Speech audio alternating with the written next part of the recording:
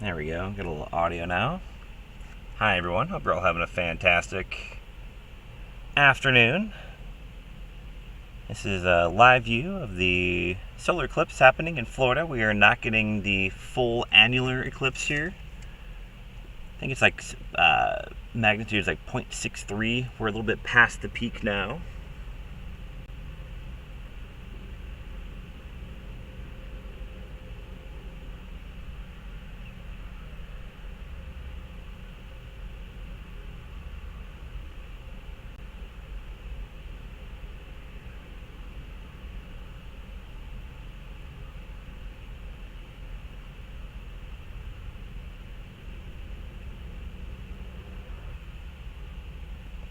What do you mean it can't connect?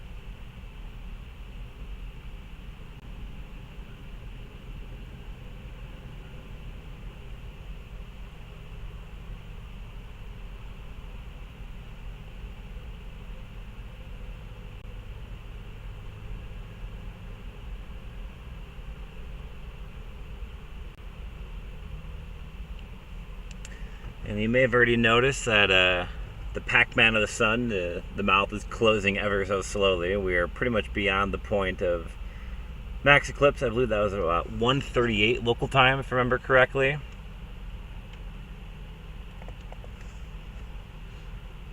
So it's slowly getting a little bit smaller and smaller before it's all gone.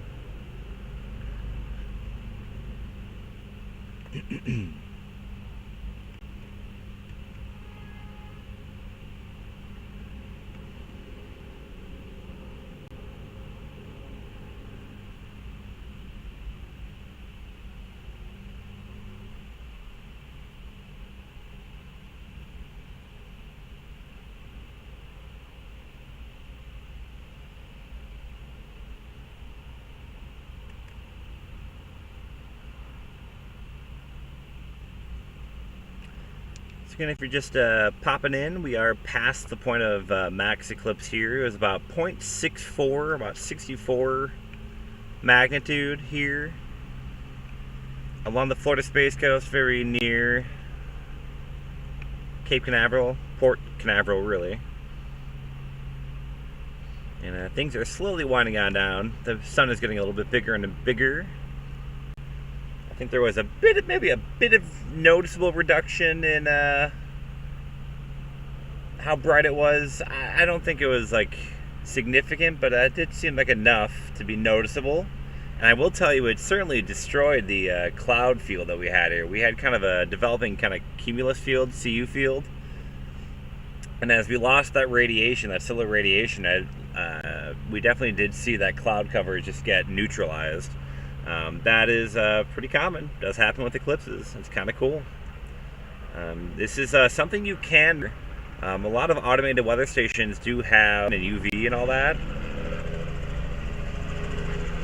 And if you look at some of the data, you likely can see a reduction in that solar radiation from the sun.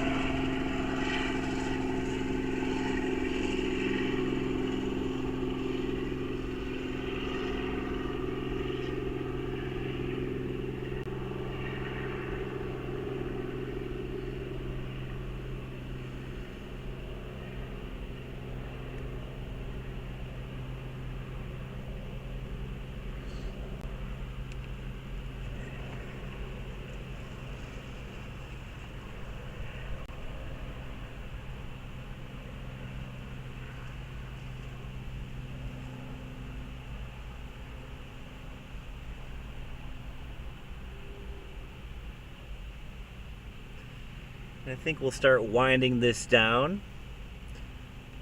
If you're curious, I've been kind of posting some photos over on X, formerly known as Twitter. Let me go ahead and maybe try and pop some of those up real quick while I'm working on this. Give me one moment.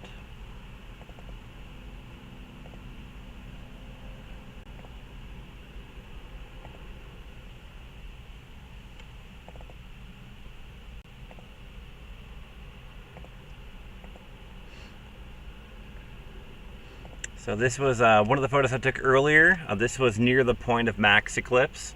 You can actually see the two sunspots on there. Those are the sunspots that can produce solar flares. So that's one of the pictures I took earlier. Kind of a cool way of looking at the eclipse. One of my other favorite things of looking at the eclipse are the shadows. So one of the safest ways to look at a solar eclipse is through like a pinhole viewer, where you take like a sheet of paper, you punch a little hole in it, and you can actually see the solar eclipse on the ground, because it creates like a little pinhole light where you can actually see the sunlight. But the tree shadows can do the same thing. And so what you're looking at here are some of the shadows by the tree that was cast. And you can see all these little baby Pac-Mans kind of all over the ground here. And those are all those little tiny suns that were produced by the trees. Which I think is just so cool. Here's a shameless photo of me with the shadow. But you can see my arm right here. Look at all these little Pac-Mans. It's so cool. This is one of the coolest things. I remember this very much from the 2017 eclipse, the total solar eclipse. Before we got to totality, we had all these little baby suns in the shadows. It was really, really wild to look at. But again, that's a photo over there. This was near the peak eclipse here, probably about 10 minutes before peak eclipse. Our eclipse again was around 1:38 local time, 13:38 local time, or that would be 17:38 UTC. And that is what we saw earlier. And that's again the view from Cape Canaveral, right near Port Canaveral during this. And here's again a live view. You saw it on the screen below me earlier. Now here's another live view. You can kind of make out again that sunspot, that little darker area, that cooler area on the surface of the sun. Those again can produce solar flares that could produce the northern lights. But right now we're just looking at the solar eclipse. The moon successfully passed in front of the sun, and is now starting to pull away.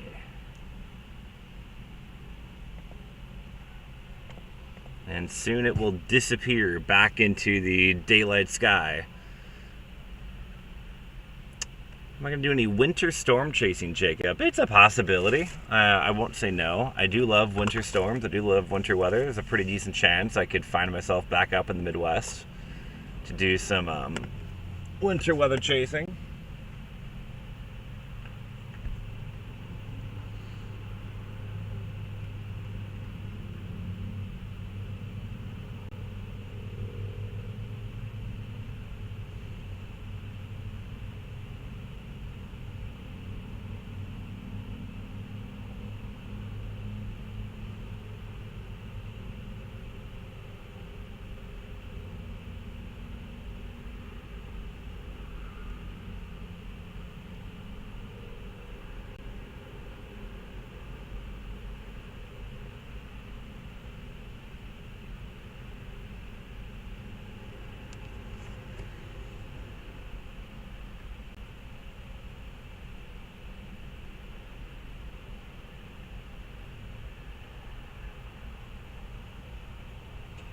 And it won't be too much longer before the moon again disappears. I'll leave it up here for a little bit longer. We'll keep rolling with it for a bit longer.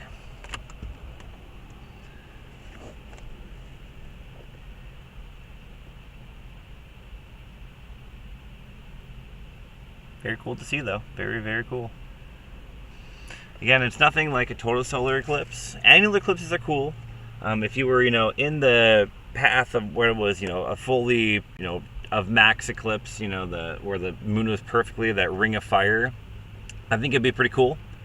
I don't think it's enough to get me to travel for it though, especially after seeing a total solar eclipse in 2017. I think that's all I really care about. So April 2024, we're going to have another total solar eclipse, which means there will be totality, which means like night turn or day turns to night. You want to make sure you're get in the path of that one. That's going to be a stellar show. Got to make sure you're making plans to get there for that one.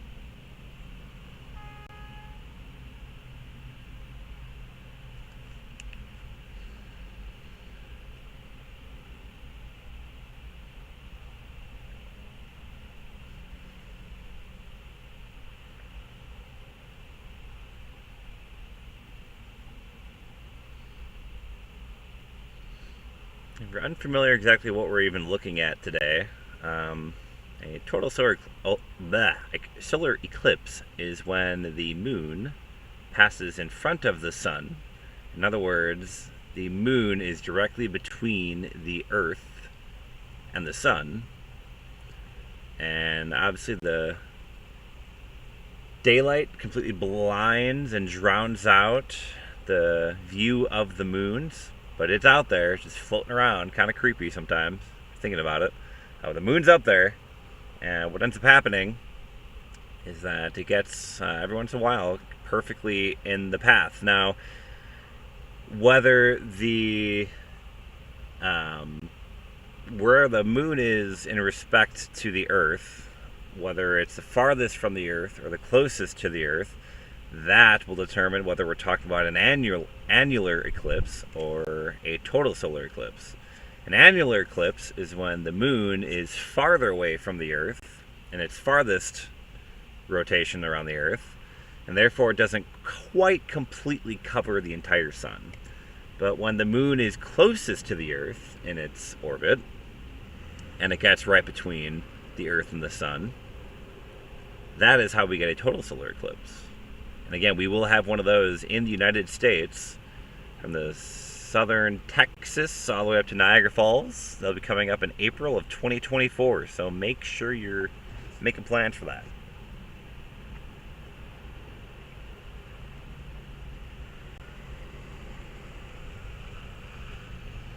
I believe it's April 8th, but don't quote me on that. I'm like 90% sure it's April 8th, though. Let's say 95% sure it's April 8th. Pretty sure.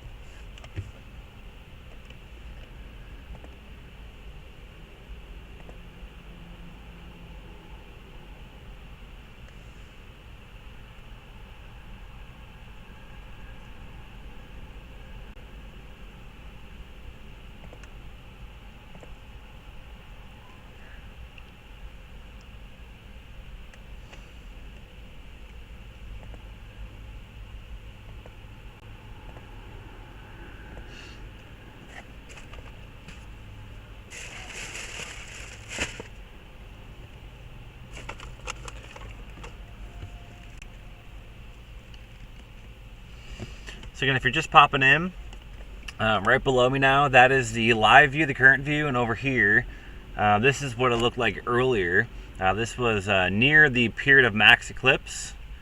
You can see the sunspots, the moon making its way through there. This is probably about 10 minutes before the true max eclipse.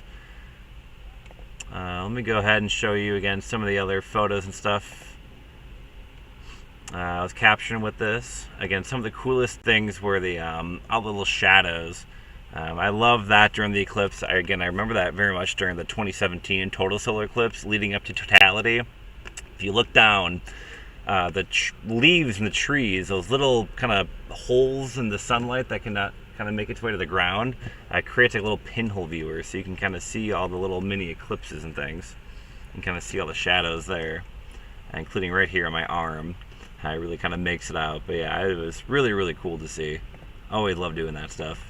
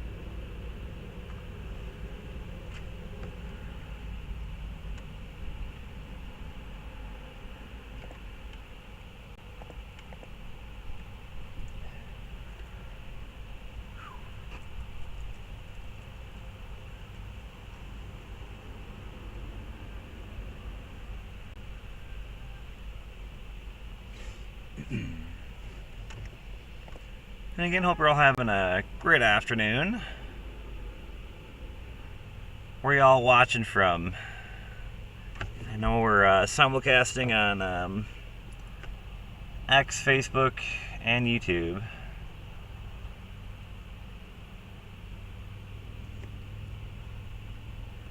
I'm trying a program called Restream, putting the live feed out to multiple different channels.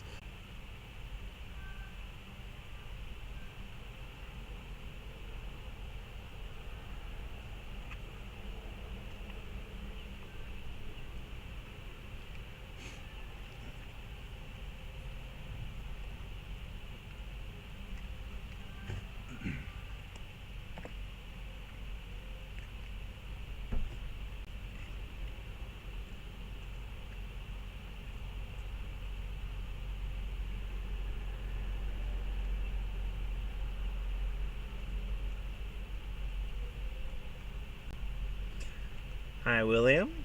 Jessica is watching from Facebook in Indiana. I know the Midwest, unfortunately, has a lot of clouds, so I'm not sure you guys are seeing much there in Indiana.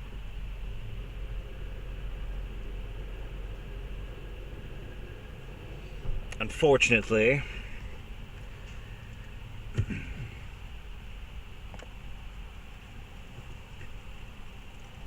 No, back where I used to work in Iowa, unfortunately, not seeing a whole lot there. I know you're locked in clouds too.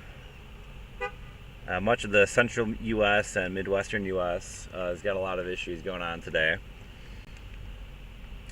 But pretty much everybody in the max eclipse zone, so where the full annular eclipse took place, pretty much everyone got clear skies from Nevada through Utah into Texas. It was pretty cool to see. The weather really cooperated for a lot of people that traveled for the eclipse. Nowhere that I'm really aware of inside of the full eclipse zone was clouded over, so that's pretty awesome.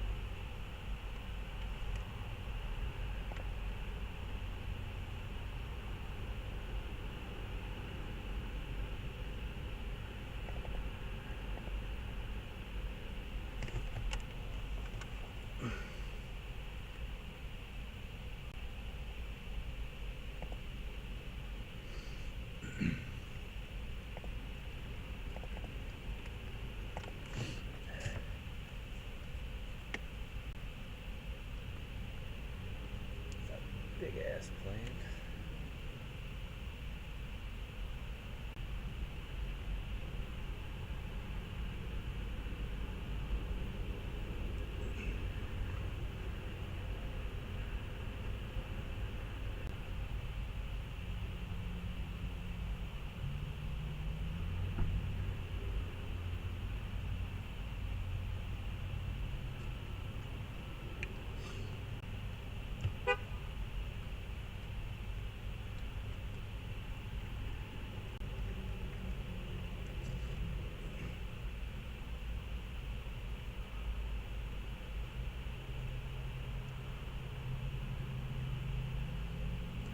Yeah, April 2024 is going to be fantastic. We're going to drive past Indy to watch.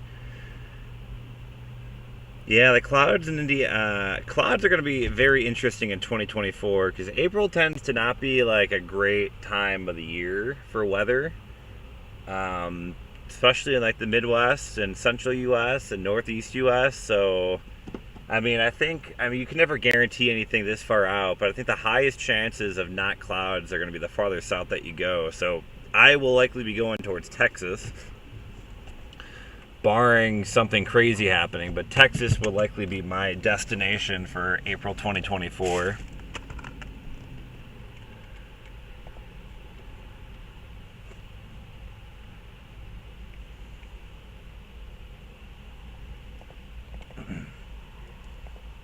I think today also convinced me I need to buy a proper solar filter for my lenses. What I'm doing right now is a little sketch. But it gets the job done. Something I wouldn't recommend, but it's my own equipment, so I don't really care. And I'm not hurting my eyes, so that's all that really matters. And again, if you're just popping in, this was the photo from earlier, over there. This was nearing the point of max eclipse here along the Florida Space Coast. And again, just below me now, that's the live shot. So you can see how much things have changed just in the last about hour. That was about 1:38, and here we are at about 2:35. You can kind of see how much the moon is starting to get on out of here. And pretty soon, the moon will be back to being invisible in the daylight sky.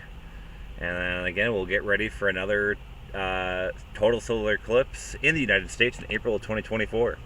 And I think with that, we're going to start wrapping this up. Thank you, everybody, for tuning on in. Hope you're all having a great afternoon. If you're over on the Facebook, feel free to like the page. If you're over on X, feel free to follow. If you're over on YouTube, subscribe, like, share, comment, whatever you want to do. And we do a lot of storm chasing, a lot of weird weather stuff, a lot of spacey stuff as well. So if you're interested in any of that, feel free to follow along for those journeys.